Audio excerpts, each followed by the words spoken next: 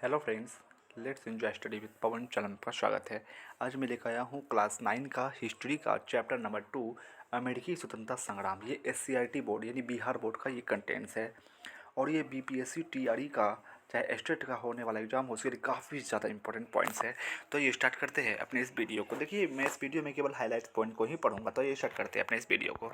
इसमें पहला पॉइंट्स है कि विश्व इतिहास के पन्नों पर अमेरिका के स्वतंत्रता संग्राम 1773 से 83 ईस्वी का महत्वपूर्ण स्थान है। ठीक है। फिर 1492 ईस्वी में क्रिस्टोफर कोलंबस ने अमेरिकी महाद्वीप की खोज की थी।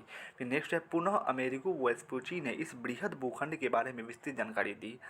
इस क्रांति ने यानी अमेरिकी क्रांति ने पहली बार विश्व के समक्ष जनतांत्रिक शासन प्रणाली का उदाहरण रखा था। तो अमेरिकी क्रांति ने ही सबसे पहली बार जो है विश्व के समक्ष जनतांत्रिक शासन प्रणाली का उदाहरण रखा था। ठीक है। फिर नेक्स्ट है, इंग्लैंड ने उत्तरी अमेरिका में 13 उपनिवेश स्थापित किए थे। इंग्लैंड ने उत्तरी अमेरिका में 13 उपनिवेश स्थापित किए थे। फिर नेक्स्ट है, ब्रिटिश वासी एंग्लिकन मत को मानते थे और चर्च के आधिपत्य में विश्वास करते थे, जबकि अमेरिकी जनता जो थी वो प्यूरिटन मतावलंबी थी। यानी अमेरिकी जनता जो थी वो प्यूरिटन मतावलंबी थी और ब्रिटिशवासी जो थे वो एंग्लिकन मत को मानते थे। वो धार्मिक उत्पीड़न से तबाह होकर ही प्रोटेस्टेंट और प्यूरिटन ने इंग्लैंड छोड़कर जो है अमेरिका में शरण ली थी। ठीक है। हालांकि अमेरिका में भी इंग्लैंड के लोग ही रहते थे, लेकिन धार्मिक उत्पीड़न के कारण ही उन लोगों ने क्या किया था, इंग्लैंड छोड़ दिया था और वो अमेरिका में शरण ले ली थी। ठीक है। फिर नेक्स्ट है कि यूरोप में इंग्लैंड तथा फ्रांस के बीच होने वाले सप्तवर्षीय युद्ध जो है कब हुआ था, 1756 से 63 ईस्वी के बीच हुआ था। इंग्लैंड और फ्रांस के बीच सप्तवर्षीय युद्ध हुआ था। अमेरिकी स्वतंत्रता संग्राम को प्रेरणा मिली थी। इसी युद्ध से जो है अमेरिकी स्वतंत्रता संग्राम को प्रेरणा मिली। प्रोफेसर पोलार्ड ने कहा था कि फ्रांस की पराजय ने अमेरिकी वासियों की स्वतंत्रता की इच्छा को भड़काया था। प्रोफेसर पोलार्ड ने क्या स्टेटमेंट दिया, तो फ्रांस की पराजय ने यानी शतवर्षीय युद्ध में क्या हुआ कि फ्रांस हार गया और उसी का हार ने क्या किया कि अमेरिकी वासियों की स्वतंत्रता को इच्छा को भड़काया था। फिर नेक्स्ट है, उपनिवेशवाद का बुनियादी सिद्धांत यह था कि उपनिवेशों का आर्थिक शोषण और उनके शोषण के दोहन का अधिकार मातृ देश को है। फिर नेक्स्ट है, ये शतवर्षीय युद्ध में इंग्लैंड की काफ़ी आर्थिक क्षति हुई थी।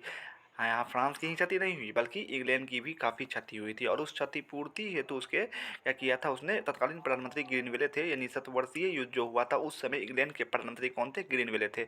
उसने स्टाम्प एक्ट पारित कर दिया था जिसके अनुसार सभी अदालती कागजों और अखबारों पर 20 शिलिंग का स्टाम्प लगाना अनिवार्य कर दिया गया था। फिर नेक्स्ट है, 1767 ईस्वी में ब्रिटिश संसद ने उपभोक्ता वस्तुओं पर कर लगा दिया, जैसे कागज पर, शीशा पर, चाय एवं रोगन पर कर लगा दिया। ठीक है। तो ऐसे देखा जाए 1765 ईस्वी में स्टाम्प एक्ट पारित किया था प्रधानमंत्री ग्रीनविले ने और 1767 ईस्वी में उपभोक्ता वस्तुओं पर कर लगा दिया ग्रीनविले ने।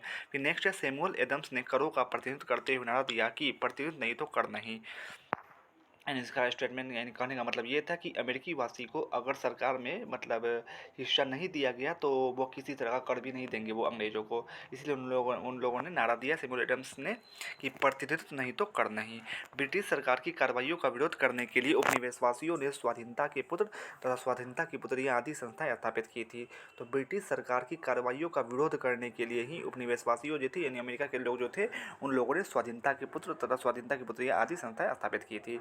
फिर नेक्स्ट है, 1776 ईस्वी में टॉमस पेन की लघु पत्रिका कॉमन सेंस प्रकाशित हुई थी, जिसमें अत्यंत प्रभावशाली एवं उत्तेजक शैली में स्वतंत्रता पर बल दिया गया था। फिर नेक्स्ट है, थॉमस जेफरसन ने उपनिवेशवासियों के विद्रोह करने के अधिकार का समर्थन किया और उनकी बढ़ती हुई स्वतंत्रता की इच्छा को प्रोत्साहन दिया था।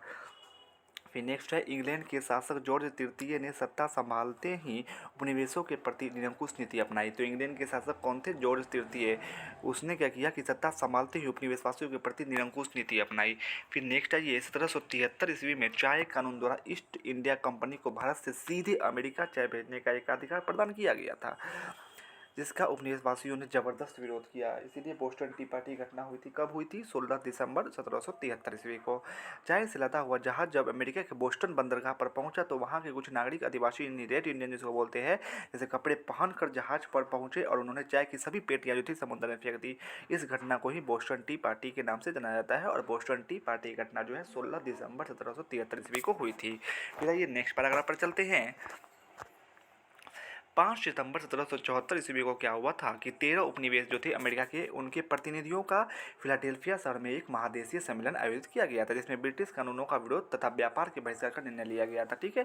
फिर 18 अप्रैल 1775 ईस्वी को क्या हुआ कि ब्रिटिश सेना और उपनिवेशवासियों के बीच जो है लेक्सिंगटन में प्रथम संघर्ष हुआ था। फिर है 4 जुलाई 1776 ईस्वी को फिलाडेल्फिया में दूसरा महादेशीय सम्मेलन बुलाया गया था। फिर है नेक्स्ट है थॉमस जेफरसन द्वारा तैयार किया गया जो है स्वतंत्रता घोषणा पत्र जारी किया गया। तो 4 जुलाई 1776 ईस्वी में जो है फिलाडेल्फिया में जो दूसरा महादेशीय सम्मेलन बुलाया गया था, उसी सम्मेलन में थॉमस जेफरसन द्वारा तैयार किया गया जो है स्वतंत्रता घोषणा पत्र वो जारी किया गया था। फिर नेक्स्ट है जॉर्ज वाशिंगटन को अमेरिकी उपनिवेश का सेनापति नियुक्त किया गया था। फिर 1783 ईस्वी को पेरिस की संधि द्वारा अमेरिकी स्वतंत्रता संग्राम क्या हुआ, समाप्त हुआ था। स्टार्ट कब हुआ था, 4 जुलाई 1776 ईस्वी को, और खत्म कब हुआ है, 3 फरवरी 1783 ईस्वी को पेरिस की संधि द्वारा जो है अमेरिकी स्वतंत्रता संग्राम समाप्त होता है। तो अमेरिकी स्वतंत्रता संग्राम समाप्त कब होता है, तो पेरिस की संधि से अमेरिकी स्वतंत्रता संग्राम जो है वो समाप्त होता है। तो एग्जाम में क्वेश्चन बन सकता है कि अमेरिकी स्वतंत्रता संग्राम किस संधि से समाप्त हुआ, तो पेरिस की संधि से समाप्त हुआ 1783 ईस्वी में। फिर 1787 ईस्वी में संविधान का निर्माण हुआ जो 1789 ईस्वी में लागू किया गया अमेरिका में। फिर जॉर्ज वाशिंगटन को संयुक्त राज्य अमेरिका का प्रथम राष्ट्रपति बनाया गया था। तो संयुक्त राज्य अमेरिका के प्रथम राष्ट्रपति कौन थे, तो जॉर्ज वाशिंगटन थे। फिर नेक्स्ट आइए कि अमेरिकी स्वतंत्रता संग्राम वाणिज्यवादी प्रतिबंधों के विरुद्ध एक विद्रोह था। इसने एडम स्मिथ के लेसेज फेयर मुक्त व्यापार के सिद्धांत को मजबूत किया था। यानी लेसेज फेयर का सिद्धांत किसने दिया था, मुक्त व्यापार का सिद्धांत, तो एडम स्मिथ ने दिया था। आयरलैंड की संसद को लगभग स्वतंत्र स्थान कब मिला है, 1782 ईस्वी में मिला है। तो आयरलैंड की संसद को स्वतंत्र स्थान कब मिला, 1782 ईस्वी में मिला। कैथोलिक आयरिश लोगों को मताधिकार कब मिला, तो 1793 ईस्वी को मिला। फिर आयरिश संसद जो है वेस्टमिंस्टर संसद से कब जुड़ा, तो 1800 ईस्वी में जुड़ा था।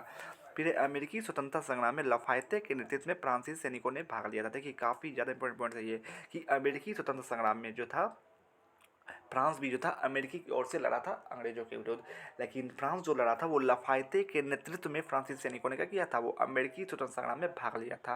यानी फ्रांसीसी सैनिकों का सेनापति कौन था, लफायते था। फिर नेक्स्ट है कि विश्व का प्रथम लिखित संविधान अमेरिका में सन 1789 ईस्वी में लागू किया गया, जिसने महिलाओं को संपत्ति का अधिकार तथा उत्तराधिकार कानून को न्यायसंगत बनाया गया। फिर नेक्स्ट है अमेरिका गणतंत्र बना तथा वहाँ मॉन्टेस्क्यू के शक्ति पृथक्करण सिद्धांत को अपनाया गया था। फिर नेक्स्ट आइए कुछ वस्तुनिष्ठ प्रश्न है वो देख लीजिए। अमेरिका की राजधानी कहाँ है, तो वाशिंगटन है। फिर कॉमन सेंस की रचना किसने की थी, तो सन 1776 ईस्वी में टॉमस पेन ने की थी। फिर यह स्टाम्प एक्ट किस वर्ष पारित किया गया, तो 1765 ईस्वी में पारित किया गया था, अभी मैंने बताया। फिर नेक्स्ट चौथा क्वेश्चन कि अमेरिकी स्वतंत्रता संग्राम में अंग्रेजों का सेनापति कौन था, तो जॉर्ज वाशिंगटन था। ये गलत मारा हुआ है ना, अमेरिकी स्वतंत्रता संग्राम में अंग्रेजों का, अच्छा हाँ सही है।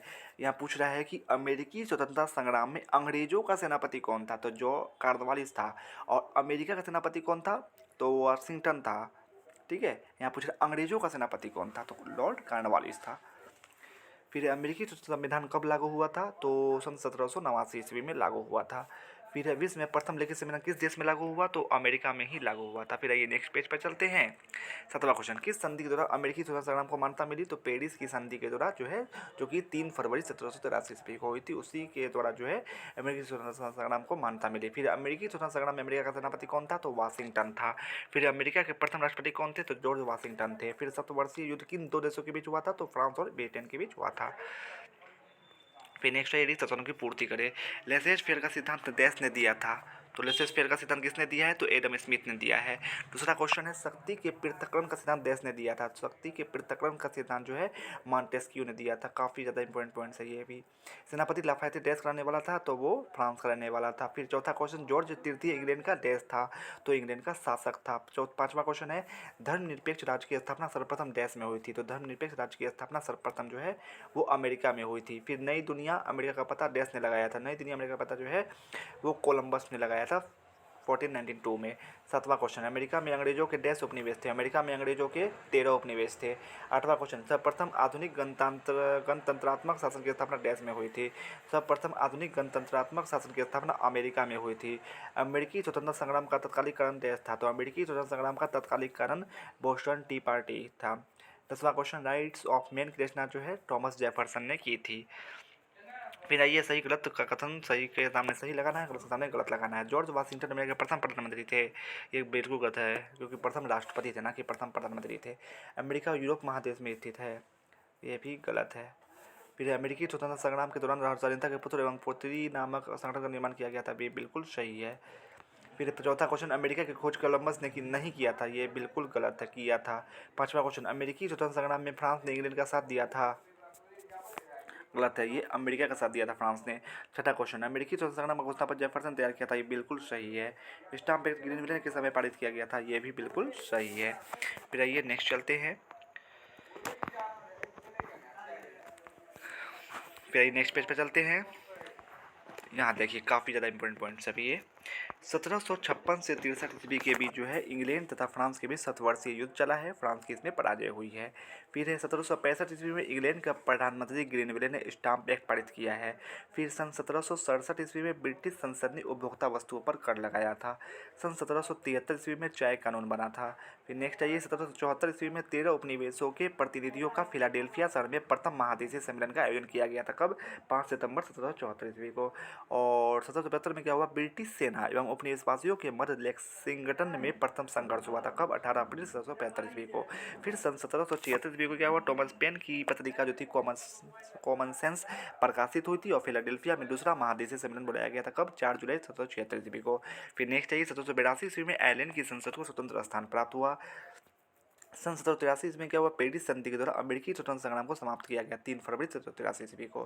फिर सन 1784 ईस्वी में अमेरिकी संविधान का निर्माण हुआ। सन 1789 ईस्वी में अमेरिकी संविधान लागू हुआ। फिर सन 1793 ईस्वी में कैथोलिक आयरिश को मताधिकार मिला।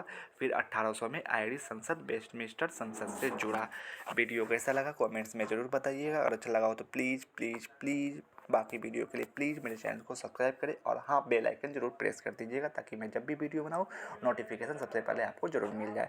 बाकी मैं 6, 7, 8 का सारे सब्जेक्ट का, चाहे वो हिस्ट्री, ज्योग्राफी, सिविक्स, चाहे साइंस हो, सबका वीडियो बनाकर मैं अपने channel let's enjoy study with Pawan पर डाल चुका हूँ, वहाँ जाकर देख सकते हैं या फिर मैं उसका लिंक अपने डिस्क्रिप्शन बॉक्स में डाल दूँगा, वहाँ जाकर भी देख सकते हैं। Thanks for watching and subscribe for more.